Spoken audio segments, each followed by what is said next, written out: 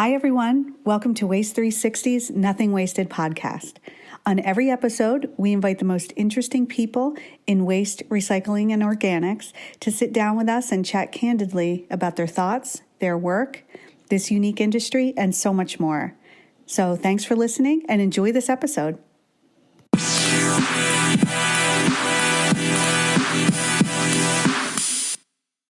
All right, welcome everybody. This is Rethinking Your Safety program. My name is Kirk Sander. I am the Chief of Staff and Vice President of Safety with the National Waste and Recycling Association. And we have a great program set up for you. As all of you probably should know, and if you don't, the waste industry is the sixth deadliest industry according to the Bureau of Labor Statistics. As of last year, we moved down one place, not necessarily due to our own work, but due to another industry having a lot more fatalities than us. With that, though, if you look at the BLS numbers compared to the OSHA numbers, with the OSHA reportable fatality numbers, there's an interesting numbers that don't match up. So if you look at the OSHA numbers, there's 22 fatalities. If you look at the BLS numbers from 2018, there's 56. So those are interesting numbers to look at. But for today's session, we have three great speakers. First, we have Mike Urane. He's been in the industry for a number of years and now is currently a co-founder of Hill Country Waste Solutions in Texas. Then we will have Chris Burgess, and he's from Titan Falls, New Jersey, and he's the Director of Safety for Mazda Recycling. And then Rob Ashlaw is with Caterpillar, and we'll be hearing about safety from the aggregates industry. So go ahead, Mike. Thanks, Kirk. Again, glad to have you here. Welcome. Good afternoon, and we're here to talk about everybody's favorite topic, and that's safety. Safety is not a high attention topic when you're talking about bloodborne pathogens or slips, trips, and falls, situational awareness, lockout, tagout. You're not going to get 100% attention all the time. However, there are some things we do at Hill Country Waste, our leadership team in Central Texas. Y'all welcome to join us and visit our facility anytime to see the Central Texas area. Great barbecue, great music. We do a few things differently. And it's the intention of all of our meetings at 5 a.m. or 4 a.m., whenever we schedule them, to change behavior, not just to transfer information. Now, how do you do that? And we found here again with our company that three specific components will dramatically increase your safety efficiency, your safety program, your numbers, as well as improve company morale. So first is to emphasize customer service at every meeting. We are a service provider industry, which makes each and every one of us a servant to the communities we serve. And we emphasize that point at every one of our meetings. Secondly, we inspire our team members. Okay? How do we inspire? And I'll talk shortly about that shortly. We don't just treat them like a number. They are truly human beings who do an incredible amount of work for our company and for the communities in our area. And then lastly, there's relationship building. It has been said, and this is a true axiomatic principle that can be applied in all areas of life. Rules without relationship will lead to rebellion. Maybe you found that to be true in your company, your family, your community. But without relationships, the rules that we put in place to improve the safety, to improve the performance of our company, are met with relationship building. Dave Ramsey has built an incredible company there in Franklin, Tennessee. Maybe you're familiar with his name. It's an incredible media company. He's on the radio every day. I had the opportunity to visit his office once, and I saw what's on his wall. This is one of the phrases on his personal office. Your employees are people, and if you're inspired, you'll create a relationship, not a transaction, and that is intentional. So firstly, on customer service at every one of our safety meetings, we emphasize the dignity and honor of the work they do. Their work, our work, matters. There is a time before the current wave of ecological awareness, environmental sensitivity, when we were always referred to as sanitation collectors, garbage men, or scavengers. That was not only maybe just 40 years ago. We now have really cool names like resource recovery, waste solution providers, environmental specialists, and my current favorite company name, Green for Life, as you follow the truck to the landfill. And I'm not trying to be irreverent, I'm just making the point that what we do matters from a health and sanitary and safety standpoint. Imagine if we didn't do what we did for 1 week. In fact, that happened to us in Central Texas in February. We had incredible cold weather, a week of freeze. We were not able to pull the trucks out for 7 days. Our frontline drivers and helpers picked up 2 weeks of trash the following week without skipping a house. That's incredible work, and without hitting a single mailbox or tearing down a single wire or running over a single foot. Sometimes we're known, particularly in our industry, in the safety industry, for what we do rather than what we don't do. Some of the companies in here, I'm only assuming, and I'll speak for my company, we hit almost 20,000 service points every week. 20,000 service opportunities successfully met without hitting a mailbox or a pole or a trash enclosure. Think about that. Tell your men, tell your women, tell your drivers, tell your frontline employees to emphasize that. It builds them up, it empowers them to do even better. Don't just focus on what they did hit or what they didn't do wrong. By the way, it's an honorable profession. If any of you have grown up in this industry as I have, we always stress that in the value and honor of being a garbage man. We just simply don't replace airspace with new airspace every week. For fun, try Googling the 1968 New York trash or sanitation worker strike. See what a health hazard that created when it doesn't happen. So we emphasize customer service. On February 1st, 1968, two men, Robert Walker and Eckel Coles, sanitation workers in Memphis, Tennessee, were crushed to death in a compaction unit. The root cause was found in faulty equipment, and the exact same accident happened 3 years prior, and management did nothing to address it. Dr. Martin Luther King arrived in town 3 days later and said these words, "Everybody can be great because everybody can serve," in front of garbage men, in front of sanitation workers. There's greatness in serving, and I think we forget that in this age of social media, Twitter, Hollywood. Step on you can, while you can, to get what you can. There is greatness in serving. 60 days later, on April 4th, 1968, while standing on the balcony of the Urane Motel, and you can go there today, you can see the place, he was assassinated. The second point we always do as a leadership team at Hill Country Waste in Spring Branch, Texas, you're all welcome to visit us if I haven't mentioned that. Include an inspired experience and be intentional about it. Inspiration. The question is, well, how do I teach somebody to be inspirational? How do I become inspirational myself? Well, the answer is like the answer to all things in life. It's going to take a little work. You got to put your smartphone down and turn the TV off and read. There's a great business leader from former days named Charlie Tremendous Jones. The reason why he's called Tremendous Jones, because that was his first response whenever you met him or spoke to him. Brilliant man. He said, leaders are readers. And he also said, you'll be the same person you are today, except for the people you meet and the books that you read. Think about yourself. Think about your frontline supervisors. Think about your management team giving safety presentations. Is there anything different about you or your leadership team today from 5 years ago? And if there is a good probability it's because of the people they've been associating with or the books that they read for inspiration. I myself have spent a year, not a year, but I've read this year, but a lifetime reading, and I have a few recommendations. I would start with a few at the top, The Making of a Blockbuster by Wayne Huizinga, who founded the modern day waste management in the 70s. You'll read about the little things he did to connect with his divisions and the little things he did to make his company safer.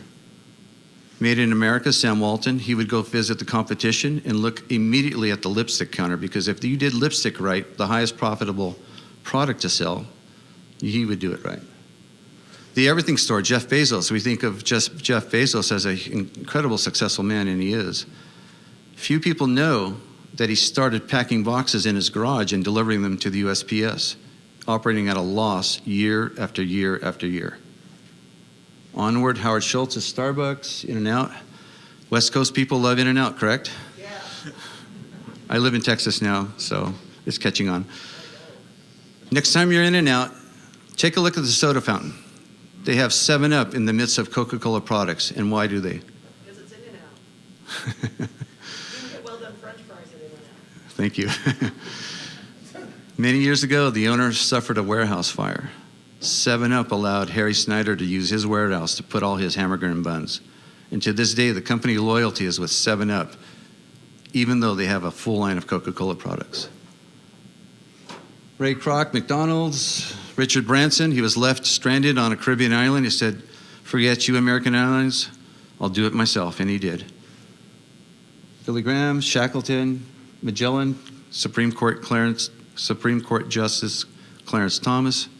These are great books to read for little nuggets of information and inspiration to pass on your team. And I just finished a book last week by Paul Newman, who it's for the common good. It's the story of his charitable company that started making lemonade and grew from there.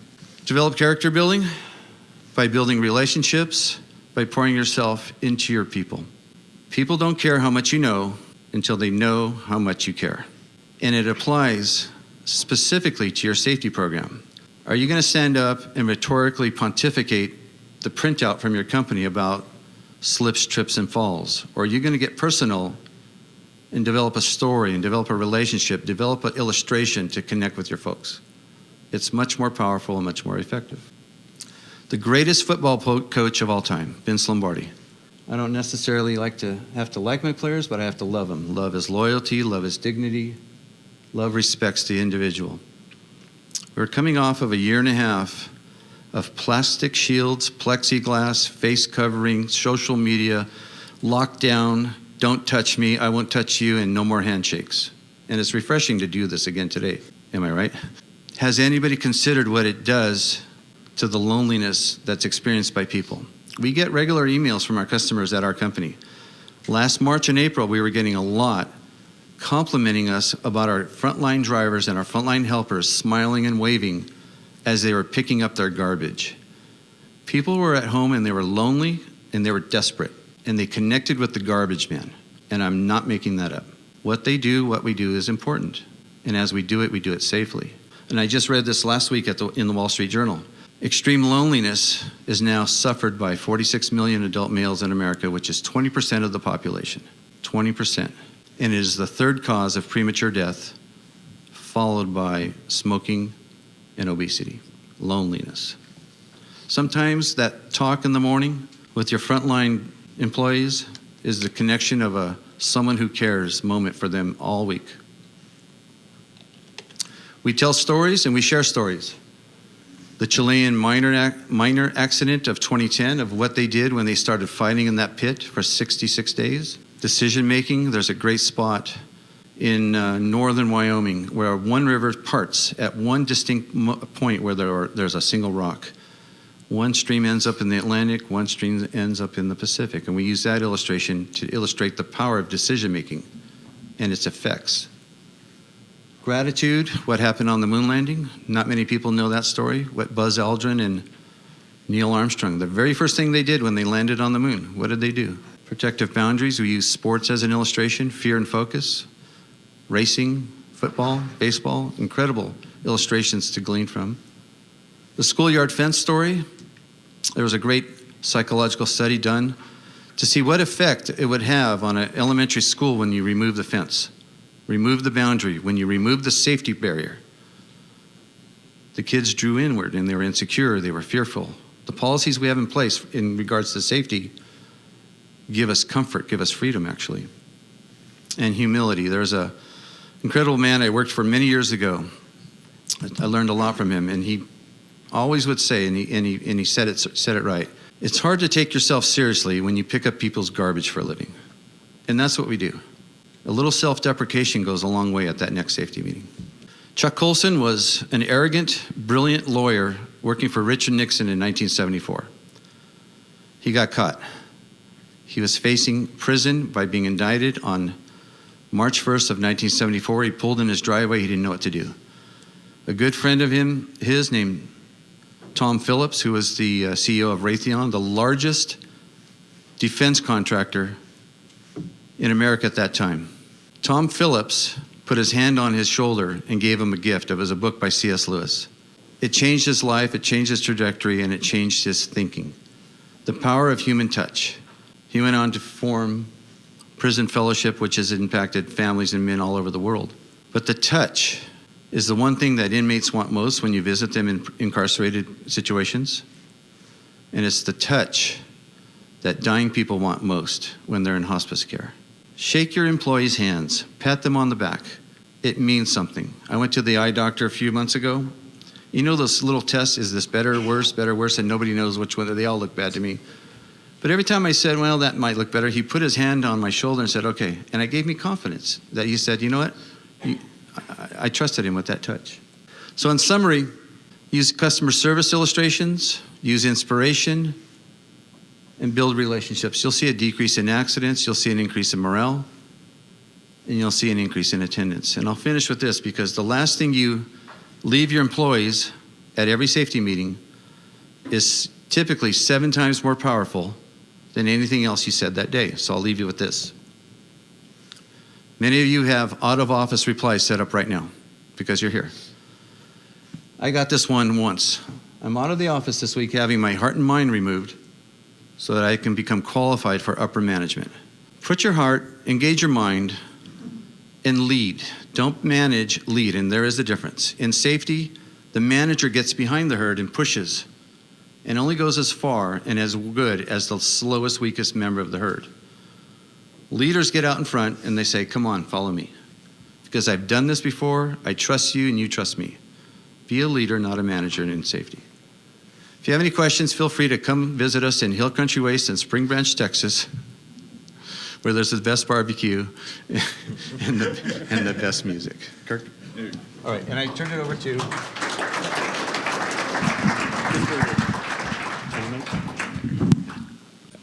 Yeah, I'm Chris Bergax. First of all, I want to just follow up on what Mike said about getting personal with your employees. About 2 years ago, I did a speech here as well, getting personal with your employees, and it's the number one right to really make a change with that old school employee or that employee that just doesn't understand safety. Is working with them, utilizing their family, or utilizing something personal with that employee to help get them a part of your family.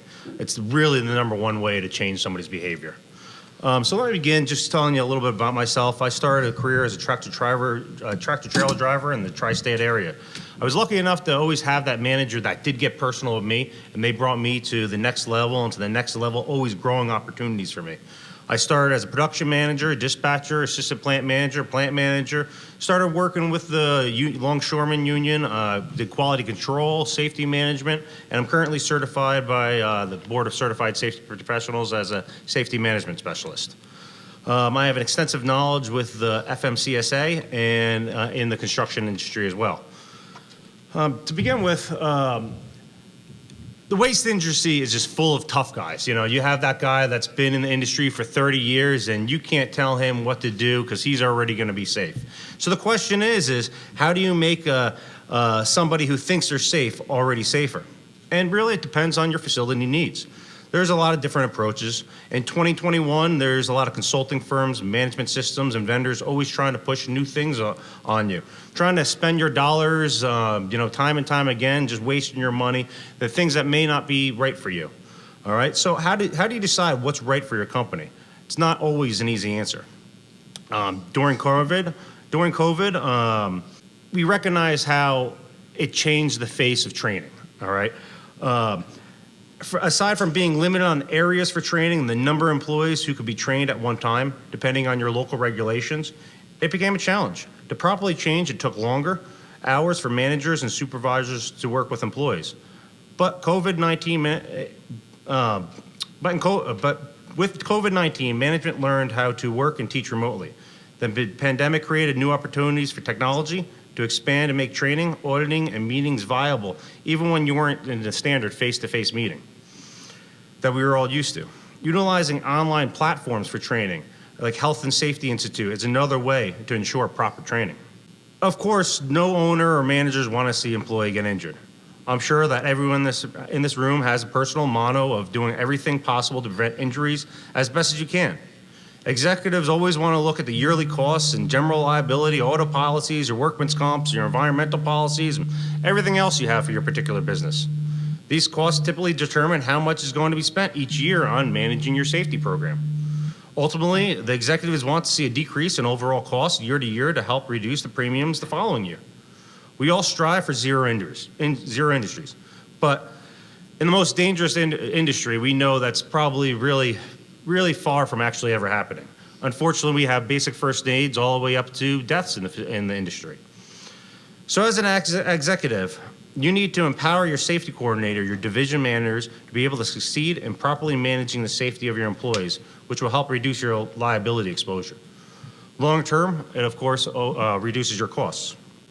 Depending on your facility needs, there's countless systems out there when it comes with training. There's vehicle inspections to help you manage your programs a little better, help create a safe driver with cameras in your vehicles. Knowing your employees is the key to this, though. You need to know what kind of employees you have, what's their intelligence level, what's their background, what languages do they prominently speak. My thought process, though, has always been to keep the simplest program so that you can allow any employee, regardless of education level and language, to utilize it properly. Of course, at an executive level, though, these programs still need to report specific information to properly do reviews. You will need to determine the need of your other departments as well as deciding which programs are right for you. Personally, I use a whip around as a pre and post trip inspection. We use it on our trucks and our yellow iron. It could also be used to audit other programs. This program has also been utilized as a shop as repair vehicles, record labor and parts costings. This program allows for prompt reporting, repair length and such, so that we all could show on our smartphone what we have. Everybody in this day and age has a smartphone. Even your more senior employees, I still think I have one guy with a flip phone 30 years later. We have an iPad that he comes in and he actually uses. We're teaching him how to use a smartphone, and he says when his contract's up next year, he's going to buy an iPhone now. So this is the part where I want to really go with Mike. I spoke 2 years ago about getting personal with their employees, and I really strongly stand behind this is the most successful part of a safety program. Now, on the other end, in creating a successful program surrounding employee behaviors, creating a culture of change within your employees is key. This is where you rely on your supervisors, managers is the most important. They know the personalities of each employee very well. Me walking in as a safety manager, I may not know that guy had a death in his family yesterday. And having a different approach by utilizing your supervisors, because they typically know what's going on with that individual employee. Using technology to help identify bad behaviors with employees is also very important. AI dash cams such as Samsara will not only keep the drivers from being reckless, but also help identify these bad behaviors. Utilizing those events as coaching and teachable moments rather than discipline is a huge part of getting them part of your team. Anybody can go write up an employee, but take the time to really try to coach the employee on what he did wrong and spend the time to show them a video of how he cut off a driver and didn't look goes a lot more than me just yelling at him and putting something in his file.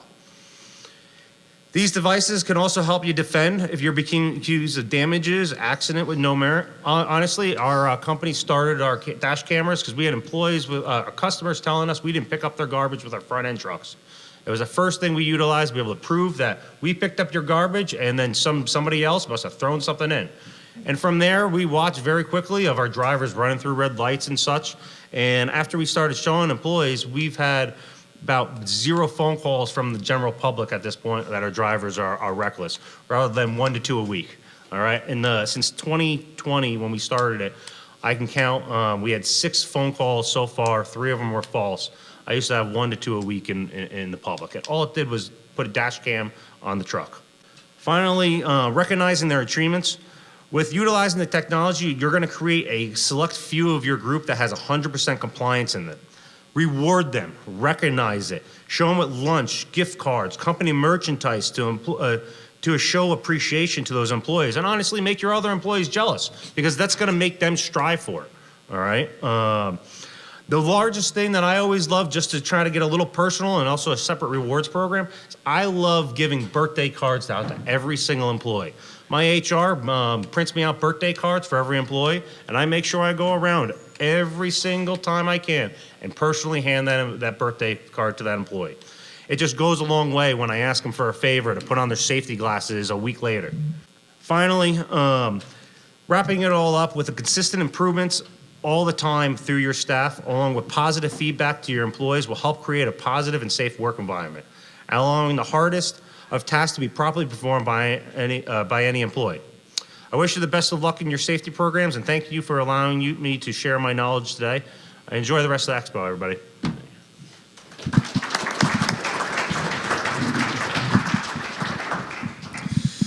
Thank you very much. Hey everyone, my name is Rob Ashlaw. I am with Caterpillar Safety Services, and we're a division within CAT. I saw the CAT shirt up here, loved it, #1 fan. We're a division within Caterpillar that specializes in changing the culture of your operations to operationalize safety. I know everyone has their buzzwords or their acronyms. I was a customer of Caterpillar Safety Services, which is how I ended up with the group. And I saw a transformation in a large infrastructure company, the second largest in the globe actually, go from 0 to about 100 with a 64% reduction in injury rates over a 5-year period. They have over 15,000 employees, so it can be done, and I will be one of the firm believers. My man here kind of said it. There's someone that at your company, maybe more than somebody at your company, that has the personality of they're not going to change. Been doing it this way for 30 years, not going to change now, right? We call them cavemen. Citizens against virtually everything. And every organization has them, and when you win one of those individuals over, there's about 12 or 15 followers because they're the cool guy or the cool gal, right? They never get hurt, and if they do get hurt, they rub some dirt on it and move forward. We go on and on and on with all different types of organizations, from waste, healthcare, food manufacturing, large aggregate companies. We have a very diverse group of partners, and the proof is in the pudding that we don't really have to change much of what we do. It's really about the operational leaders within the organizations that we work with that have to change what they do. So when do most organizations talk about safety? After an accident, right? It's always the first thing on the meeting agenda that day. Maybe even on the weekend, you're getting a call from your supervisor that, oh, this guy got hurt. This is what we need to do. Let's do an incident investigation right away. And that's common across all different industries. It's not just special to waste by any means. So how do we change that, and what are the root causes of actual injuries, right? So an incident happens, is it because of an at-risk behavior or a hazardous conditions? If I ask you guys that now, which one would you say? At-risk behavior, is that because it's up on the screen, or is that because it's your actual thought? From the safety meeting on Thursday. Beautiful. Well, you're absolutely right. 90% of incidents that occur are due to at-risk behaviors, not hazardous conditions. And those stem from the attitudes and beliefs and ideas of the individual. So that could be formed from the way they grew up, the organization they were at before, or maybe it's the norms that you have instilled in this individual since they've worked at your organization. And that all stems from the culture. So if you have a culture of just, turning a blind eye to something that's unsafe, or not putting the dash cams on the front of your dump trucks to see what your drivers are doing, you're pretty much telling them that they're doing it okay. Every time you don't point out to somebody what they're doing wrong, or maybe even what they're doing right, you can't reinforce that behavior one way or the other. So how do we change that? We have to work backwards, right? Look at the culture. Look at what you've instilled in people over 20, 30, 50, 100 years. A lot of these companies have been around a long time, and those traditions, good or bad, are passed on. And it's a really hard cycle to break, because the people that are typically making the decisions are ones that have been promoted because of their performance. Maybe not always because of their safety performance, but because of their performance. So proactive norms will change those attitudes, beliefs, and ideas of the individuals, of the company as a whole, which will then give you safe behavior and in turn give you those positive results. Seems really, really easy in principle, but very tough to put into in practice, because you're changing the way someone's been doing it for a long time. So giving safety feedback, what does that mean? It's expressing direct concern about someone else's behavior. And in our industry, maybe you're working with someone that's doing something unsafe, and not only could they hurt themselves, but they could also hurt you, or the lady driving down the street, or the kid that's out playing basketball in their driveway when they're cruising around on their cell phone or eating a sandwich while they're driving, right? So if you're expressing that to them, you're not only looking out for that individual, which gives them that satisfaction, but they might see the light at the end of the tunnel and say, okay, well, if that was my kid, would I want someone putting them at risk like that? So what prevents people from speaking up, whether you're a leader, a supervisor, or you're in the same, organizational flow chart level as the colleague that you're going to speak to? What prevents you from saying it? Well, there's a number of different things that prevent people from saying it, right? And it goes from, I'm not going to waste my time with that guy. I've seen him do that for 30 years now. Or, that lady's not too receptive whenever I say anything to her. I'm just going to continue to drink my coffee and go along. To change that, we have to teach our individuals that work for us how to receive feedback and give feedback. Like I said, so it can prevent an injury to myself, someone else, other people. The question I always like to ask individuals when we go to these conferences, would you want your son or daughter working in the occupation that you work in because of what you've seen over the years, right? And in the large aggregate industry where I came from, a lot of the times the answer was no. Because, I've made it through, but I wouldn't want them to be here. And I'm sure in the waste space, it's probably very similar to that. And it shouldn't be that way because it provided a great living for you, a great living for your kids and upbringing. So you should want to be able to pass that on. But how much better can we be? How do we get there?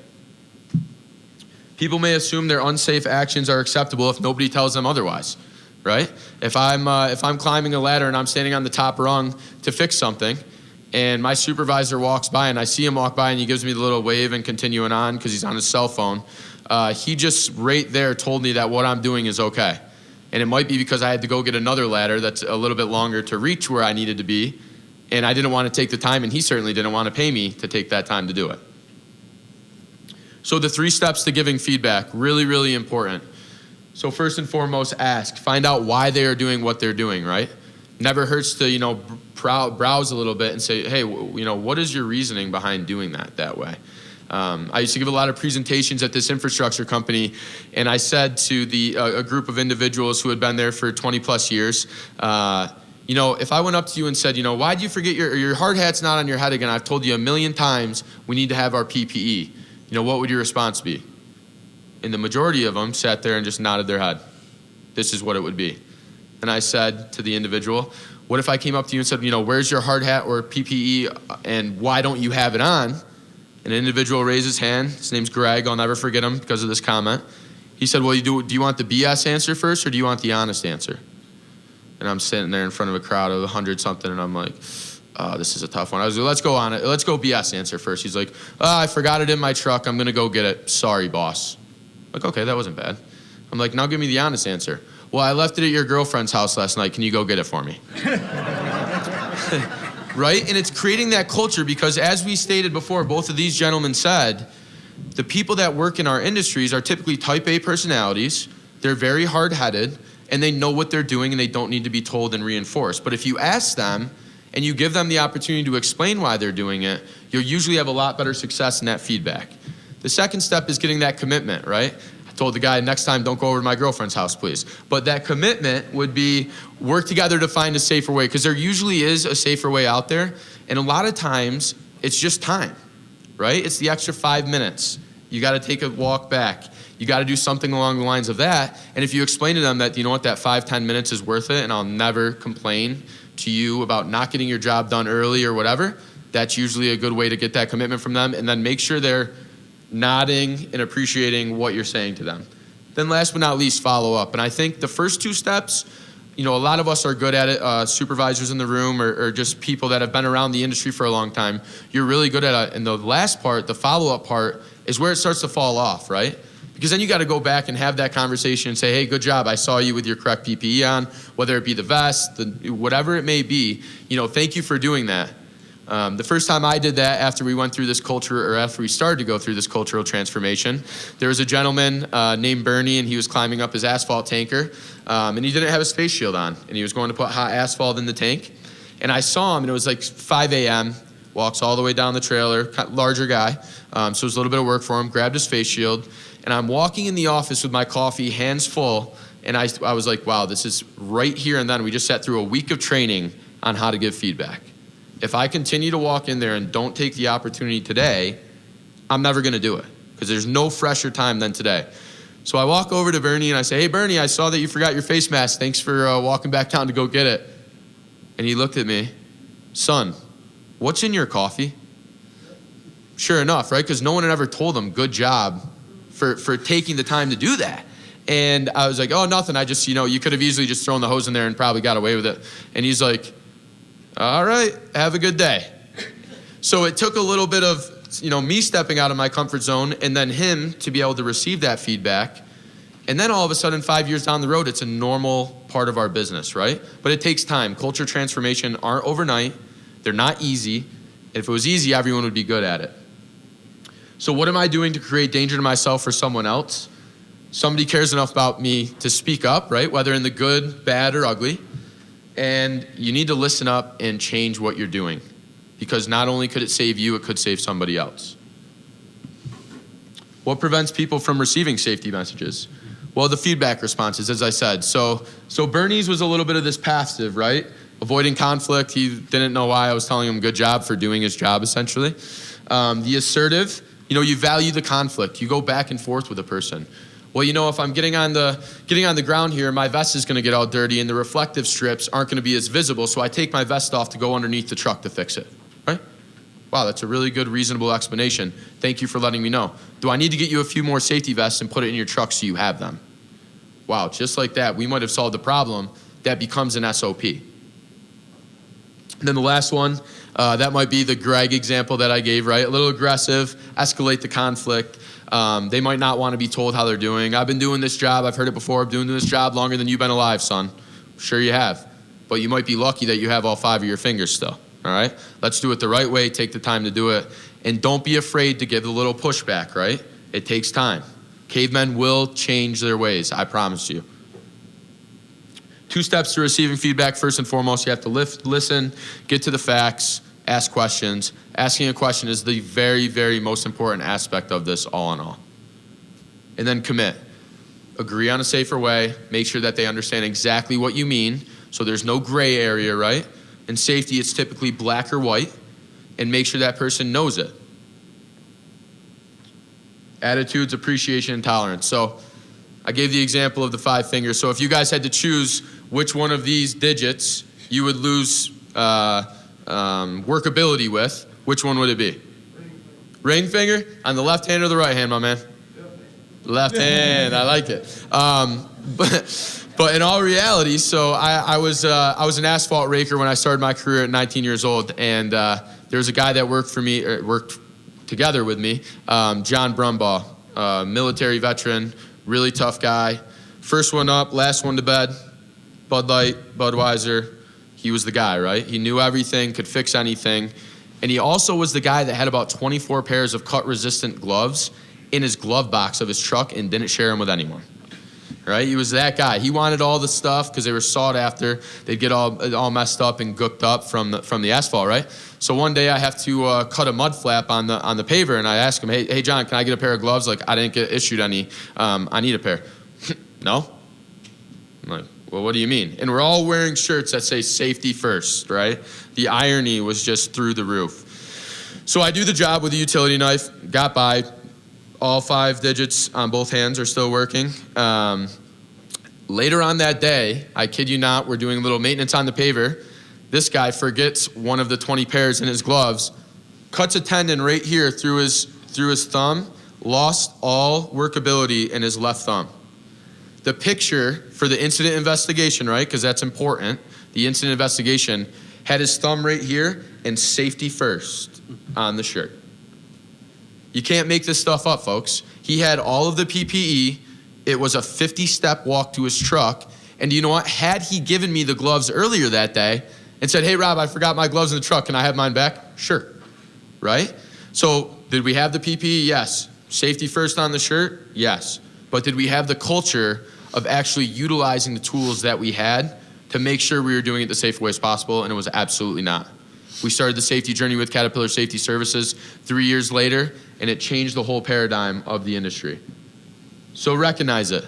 Do you think that there's more wrong or right done within your industry or even your company on a regular basis, more wrong or right in regards to safety? Right, I see a few rights, okay. Yeah, because if it was wrong, either you would have nobody left living, right?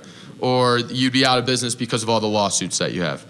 So, couldn't agree more, but the coaching opportunities are still there when you see someone doing something wrong. I'm not saying if you walk by them on the ladder, I'm not gonna do that because I haven't recognized 7 positives yet. They say you should recognize 7 positives to every 1 coaching opportunity. In my opinion, that seems a little aggressive, right? But if you aim for 7 and you get 3, you're gonna be successful and your people will start to feel it. Productivity, which is more productive, recognizing somebody for safe behavior or coming down on them for the wrong behavior. I like to phrase it like this. I just had my first child. She's only 4 months old, so she's not bringing home report cards yet. But when your kid does bring home report cards, I remember the conversations, how it used to go very well. You know, I have 5 A's and 1 D. What do you think the conversation at dinner is going to be about? The D. Immediately. Nothing about the 5 great things I'm doing, but the 1 D was hammered home, right? How about we reverse that a little bit? How about we talk about the 5 A's and dinner's over, I get served up dessert and I'm just waiting for the conversation about the D, right? Waiting for it. Well, it never happened. The next day, I'm gonna go there and try and fix that because I was congratulated on the 5 things I did right. That's no different than the workplaces that we all operate in today. If you're fair, consistent, honest, and clear, your recognition is going to be most effective, and it's always gonna be that way. So these are 5 steps. There's a QR code at the end of this too, so I see some people taking pictures. If you just scan the QR code at the beginning, you can get a copy of this presentation. I'm more than happy to share it with you guys, but if you have questions and you want to take pictures, by all means. This stuff works, right? It's gotta be timely. If I see, what's your name with the catcher? Tanya. If I see Tanya do something right, and I wait 3 weeks to tell Tanya, hey, thanks for doing that right. I really appreciate it. It makes all the difference in the world for not only you, but the 5 people that are watching what you're doing as well. You know, or I just tell her right when I see it, like I did Bernie, right? Hey, thank you very much, Tanya, for doing it the right way. There was 4 other new employees that were watching you do it the right way that you just set the standard. Thank you very much. Well, it was timely. It was relevant because she was doing it right then. It's sincere. Went up and shook her hand. Both gentlemen over here talked about, you know, the power of touch, handshakes. It's not always rewards, right? A gift card to Amazon's great, but taking a handshake from your boss 5 times in a month for something you did right works out pretty well. It's confirmed. Tanya knew I was, well, thank you. You know, there's a confirmation. Then last but not least, frequent. Don't just do it once a year. If we're always doing more right than we're doing wrong, why don't you take advantage of the opportunities that arise on a regular basis? These are some of the brands that we've worked with over the years, and we're still partnering with a lot of them. And then at Caterpillar, we try to be very transparent. I want you guys to know that this isn't, you know, all smoke and mirrors or anything, and we're just trying to change the way that you guys are operating, and we don't do it ourselves. In 2003 here, we were at a 6.22 RIF. Everyone measures their injury rate different, TRIR, whatever it may be. But we were at 6.22, and in a company with over 100,000 employees, we're sending home 6,000 individuals, not the way they came to work. The president and executive board at that time said this is unacceptable. If we're gonna be the best equipment manufacturer with the best quality products, then why aren't we taking care of the people that are taking care of us, right? And I'm sure everyone in here has that same sentiment with the garbage men and garbage women that you guys employ on a regular basis. So as you can see right here, we started to focus on hazardous conditions, right? Started in the factory, started to look at the OSHAs and making sure that we had every single loose end tied up, because if we could prevent it, hazardous conditions was gonna be the cause of the problem. Well, that's what we thought. Low-hanging fruit. Wow, 1.66, really good, right? Put your feet up and relax. Well, our management board was not okay with that. They wanted to get better. 2009 to 2012, we hit a little plateau, little uptick, still not where we wanted to be. We wanted to be world class. And we couldn't figure out what we needed to do because we had all the hazardous conditions. We had all the boxes checked. What else can we do? Well, that's when the at-risk behavior stuff comes in. So Caterpillar was looking for a consulting agency. They ran into a little mom and pop owned out of Portland, Oregon called Core Media. Vetted them out, started to work with them. saw the decrease the next year in 2013 to 0.78. They purchased Core Media. It's now Cat Safety Services. And as you can see, since then, we've been decreasing ever since. Had the uptick in 2018, lost a little bit of our vision because we had so much, the manufacturing almost doubled. So we were bringing in people, onboarding them a little faster than normal, not giving them the proper training. And we were taking shortcuts, refocus our efforts. And in 2019, we went down to 0.43. This is an old slide, my apologies. 2020 was 0.42, and I believe 2021 is now trending to be even below 0.40. Obviously, things can change. We're not perfect. We don't claim to be perfect, but we're putting the efforts forward the right way to make this possible and sending people home the way they came. I appreciate all of you guys for taking the time to listen to me. Cat Safety Services goes around. We offer all different types of programs, processes, year-long, 2-year, 3-year, one-time leadership development workshops. We're here as a resource. I'm here as a resource. So my information is up there. Please let me know if you have any questions. I'll be around after this. Thanks for your time, guys.